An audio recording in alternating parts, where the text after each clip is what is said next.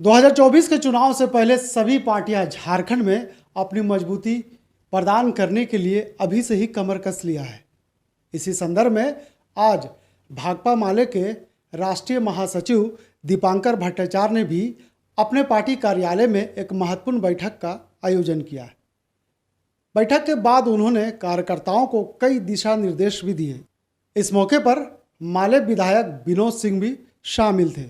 तो देखिए दीपांकर भट्टाचार्य ने 2024 के चुनाव से पहले झारखंड में किस तरह से अपनी पार्टी को मजबूत करेंगे और उन्होंने 2024 के चुनाव और मणिपुर घटना पर क्या कुछ कहा है, देखिए इस खबर में। स्वतंत्रता दिवस मनाया, लेकिन इस समय जो देश की स्थिति है वो बहुत चिंताजनक और निराशाजनक है। आप देखेंगे कि मणिपुर 4 महीना करीब हो रहा है, अभी भी मणिपुर में शांति नहीं लौटी। और बिल्कुल हमारी एक 8 सदस्यों की टीम मणिपुर के दौरे पर थी।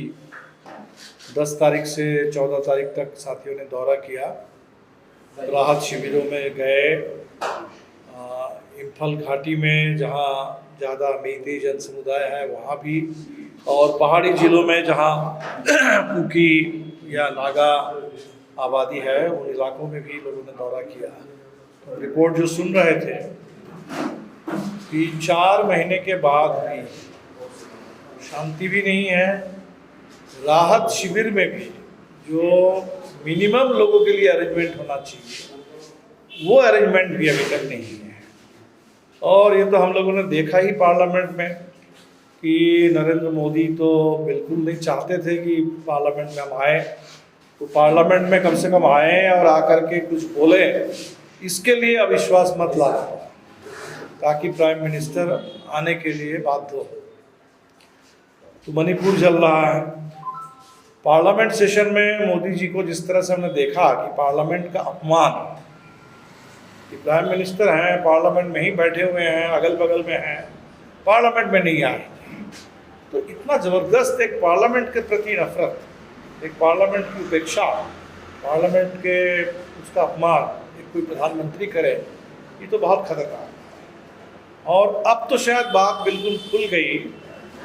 जो 15 अगस्त का उनका भाषण हमने सुना, और उसी समय जो मोदी जी के आर्थिक सलाहकार परिषद है, उस परिषद के अध्यक्ष ने, विवेक देवराय ने जो लेख लिखा, उसमें एक तरीके से जो इनका इरादा है वो बहुत खुल के सामने आ गया। अब वो कह रहे हैं कि भाई संविधान, अब नया संविधान चाहिए। संविधान को ही एक कॉलोनियल प्रोडक्ट बता रहे हैं, कॉलोनियल लीगेसी। तो जिस संविधान भारत के आज़ादी के आंदोलन के एक बहुत बड़ी उपलब्धि, जिसके लिए संविधान सभा ने एक एक सवाल पर इतनी ज़बरदस्त चर्चा की, बहस की, बाबा साहब अम्बेडकर ने इतनी मेहनत की, और उसके बाद जो संविधान बना, अब उस संविधान को ही खुलेआम वो कह रहे हैं कि भाई ये तो कॉलोनियल प्रोडक्ट है। और अब इन शब्दों का क्या मतलब रह गया? लोकतंत्र, न्याय, बराबरी, इन शब्दों का क्या मतलब है? देश को नया संविधान चाहिए। तो हमें लगता है कि इस बार स्वतंत्रता दिवस के बाद अब तो समय आ गया है कि पूरे हिंदुस्तान को चेत जाना चाहिए कि ये जो सरकार है ये बिल्कुल, उसको अपनी सत्ता से मतलब है, सत्ता में बने रहने से मतलब है, किसी भी तरीके से चुनाव जीतने पर उससे मतलब है, बाकी कोई देश से कोई लेना देना नहीं है। और जो मणिपुर से लेके हरियाणा तक आप देखेंगे, पूरे हरियाणा अब लग रहा है कि एक तरफ खट्टर साहब हैं और वहाँ वो मोनू मानेसर और बिट्टू बजरंगी यही हरियाणा चला रहे हैं। तो हमें लगता है कि ये बहुत, कल तो बिट्टू बजरंगी की अभी गिरफ्तारी हुई, और जब गिरफ्तारी हुई तब ये बजरंग दल वाले, विश्व हिंदू परिषद वाले, बीजेपी वाले कह रहे हैं कि हमारे कोई नहीं थे, जबकि पूरी दुनिया को पता है कि बिट्टू बजरंगी कौन थे और भाजपा में कितनी ज़बरदस्त उनकी पकड़ है।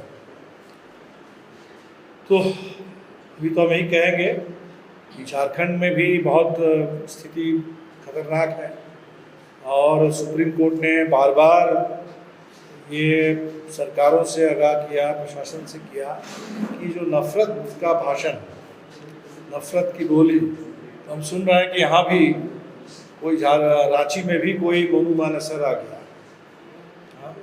अभी यहाँ पूरे नफ़रत उगल रहे हैं, पूरे जहर चारों तरफ फैला रहे हैं।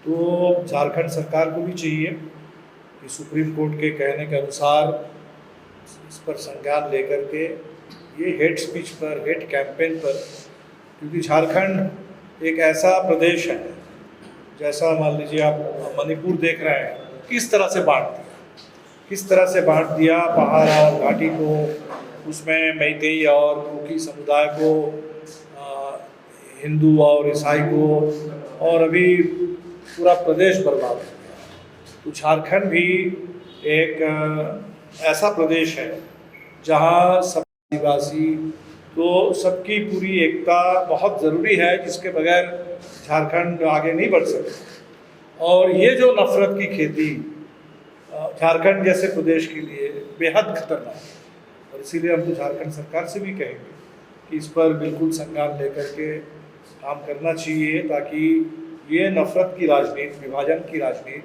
हिंसा की राजनीति झारखंड में आगे ना बढ़ सके। अभी तो उपचुनाव है, एक डुमरी में विनोद जी कल थे नॉमिनेशन में, और हमारा पूरा समर्थन पार्टी की ओर से और पूरे इंडिया गठबंधन की ओर से जेएमएम के साथ है। और हम अपील करेंगे पूरे झारखंड के लोगों से, डुमरी के मतदाताओं से, इस पूरे चुनाव में एक इसके पक्ष में मतदान करें।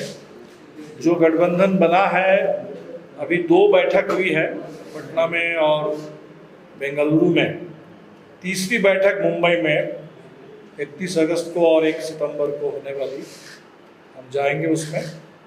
तो अभी तक जो विपक्षी एकता की जो दिशा देश में बनी है, हमें लगता है कि अच्छा ही है। इसको और मजबूती दिलाने के लिए और जो एकता बन रही है उसको एकदम गांव-गांव तक ले जाने के लिए एक ज़बरदस्त जन राजनीतिक अभियान की ज़रूरत है। तो झारखंड हो या पूरा देश हो, वहाँ हम लोग इस अभियान को संचालित करेंगे। और आज़ादी के मौके पर भी हमने यही संकल्प लिया, इस समय जो भी हमारे मुद्दे हैं, जैसे आर्थिक, इतनी महंगाई तो पहले हमने नहीं देखी कभी, इतनी बेरोज़गारी, जिस तरह से इन्होंने पूरे देश को लगातार बेचने का काम किया, पूरे पब्लिक सेक्टर को, स्थायी रोज़गार को बिल्कुल ख़त्म कर दिया। तो एक तरफ आर्थिक बर्बादी है, तबाही है, और उसी के साथ साथ जो देश का सामाजिक तानाबाना है उसको भी ख़त्म कर रहे हैं। और संविधान जिसके आधार पर ये देश बना, आज जो कुछ भी अधिकार है, अगर आरक्षण का अधिकार है तो संविधान से है। अगर इस देश में कहीं भी कोई 5वीं अनुसूची थी, 6ठी अनुसूची थी,